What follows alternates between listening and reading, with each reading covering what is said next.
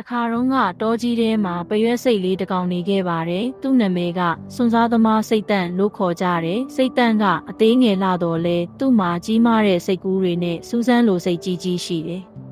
။တနေ့မှာစိတ်တန့်ကတောအရှိဘက်ကကြီးမားတဲ့ပင်လယ်ပြင်ကိုသွားကြည့်ကျင်လာတယ်။သူ့မိဘတွေက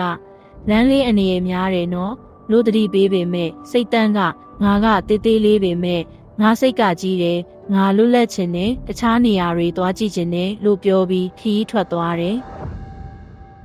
ခရီးမှာသူများပြတဲ့ကောင်လေးတွေနဲ့တွေ့တယ်ပြားကလေးတစ်ကောင်နဲ့ချစ်သူတွေဖြစ်ပြီးငွေနဲ့လဲတတိထားနေရင်မိဖွဲ့နိုင်ခဲ့တယ်တချို့ကသူ့ကိုကူညီပေးတယ်တချို့ကတော့စမ်းသက်ခဲ့တယ်ဒါပေမဲ့စိတ်တန့်ကသူ့ရဲ့ရည်ရွယ်ချက်ကိုမမေ့ဘူး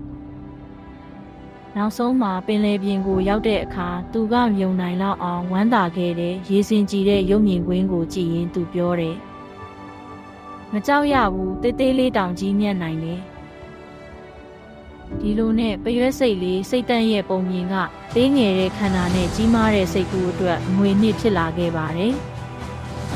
သင်ခန်းစာမင်းသေးသေးလေးပဲဖြစ်ဖြစ်မင်းရဲ့စိတ်ကကြီးမားရင်မင်းလုံနိုင်တာတွေကလည်းကြီးမားလာမယ်